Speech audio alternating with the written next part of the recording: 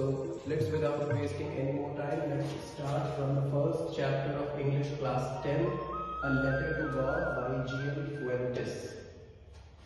इस चैप्टर में हम लोग देखेंगे एक फार्मर है जिनका नाम है लेंचो। वो एक पुअर फार्मर है। ये चैप्टर हमें बताता है कि पुअर फार्मर का कैसे फेथ है अपने गॉड के ऊपर, और जब हेलस्टॉर्म उनके जो क्रॉप्स हैं, जो राइपनिंग क्रॉप्स है, उसे जब डिस्ट्रॉय कर देते हैं तो वो कैसे गॉड को एक पोस्ट के थ्रू पोस्ट लिखते हैं जिसमें वो कंप्लेन करते हैं गॉड को। So let's come to the point. A Letter to God by G.L. Fuentes.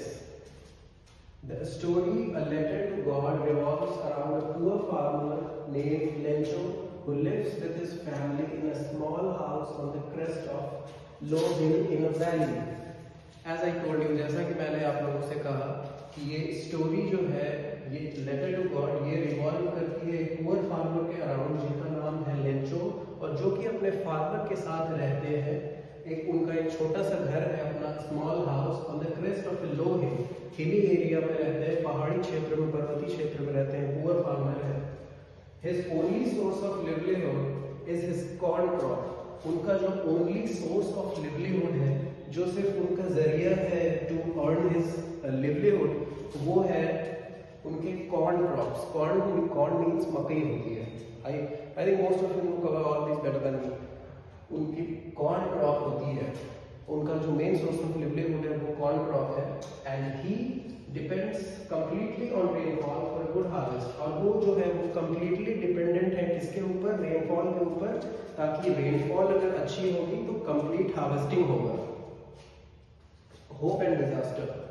At the beginning of the story, Lencho eagerly waits for rain as it is essential for his crops. When the rain finally comes, he is extremely happy and calls the raindrops new coins. जैसा कि हम लोगों ने पढ़ा कि Lencho जो farmer है वो ईगरली वेट कर रहे थे अपने क्रॉप्स के ग्रो होने के लिए, और क्रॉप्स उनकी कैसे ग्रो होती? With the help of rainfall. So let's C on the green board. At the beginning of the story, Lencho eagerly waits for rain. जैसा कि हमने जाना कि लेंचो वेट कर रहे थे रेनफॉल के लिए, as it is essential for his crops when the rain finally comes। और उनके क्रॉप्स के लिए बहुत ही एसेंशियल था रेन, और जब रेनफॉल होना स्टार्ट हुई, जब रेनफॉल आया, he is extremely happy and calls the raindrops new coins। और जब उनकी एक्सपेक्टेशंस कंप्लीट हो गई, जब फाइनली रेनफॉल आया, तो उन्होंने इसे कहा new coins. So this is the first part of the story. We will begin the next part of story in next part.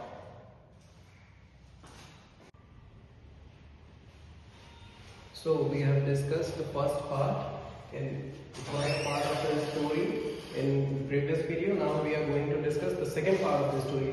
I have broken the story into different parts for you. I am trying to make the complex topics into simpler one, not even simpler, the simplest one. That's why I have broken it into different pieces, ताकि आपको जो है ये बहुत easily समझ में आ सके। First chapter English CBSE class 10, as you know, I have given the topic A Letter to God.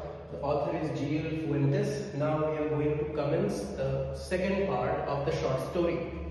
तो चलिए स्टार्ट करते हैं। हमने न्यू कॉइन्स पे हमने स्टॉप किया था। Now we will begin from believing that they will bring prosperity. However, his happiness is short-lived. Suddenly, the rain turns into a hailstorm that lasts for an hour. Believing that they will bring prosperity, जैसे Lencho ने expect किया था कि rain drops आएंगी, rainfall आएंगी, जो कि उसे हेल्प करेंगी उसके क्रॉप्स को ग्रो करने में, और उसके फैमिली को, उसकी पुअर फैमिली को पूरे एंटायर ईयर का खाना मिलेगा उस क्रॉप से, और उस क्रॉप्स को मार्केट में सेल करके। और इस एक्सपेक्टेशन से, उस गॉड से उसकी एक्सपेक्टेशंस थी कि वहाँ रेनफॉल आएंगी। लेकिन हुआ क्या एक्चुअली में? What happened to him actually? Let's see that. वहां पे हुआ ये कि रेनफॉल्स तो आए, लेकिन जो इनिशियल रेनफॉल्स थी सिर्फ वो ही रेन ड्रॉप थी। बाद में हेलस्टॉर्म आ गया। हेलस्टॉर्म मीन्स बर्फ की बारिश, बर्फ की बरसात। उसे हम हेलस्टॉर्म कहते हैं, जो कि बहुत ही we can say very harmful for crops. It destroys the crops totally. और ये लेंचो के एक्सपेक्टेशन से बिल्कुल उल्टा हुआ. Suddenly the rain turns into a hailstorm that lasts for an hour. और अचानक से, suddenly means अचानक से, वो जो hailstorm है, वो जो बर्फ की बरसात हो रही थी, वो 1 घंटे तक चली. The hailstorm destroyed the entire crop.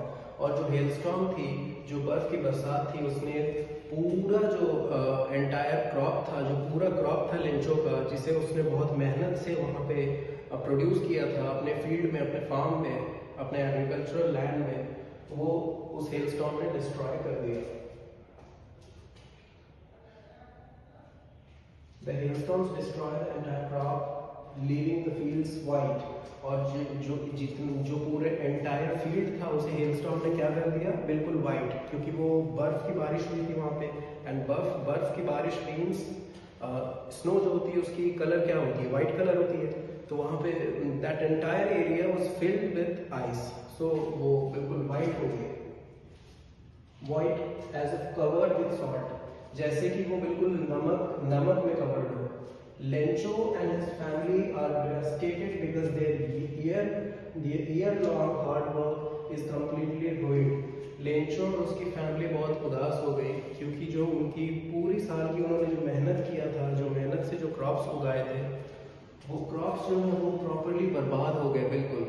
That is the meaning completely ruined. ये मीनिंग है कम्प्लीटली रूइंड का मतलब है पूरी तरीके से बर्बाद हो गई.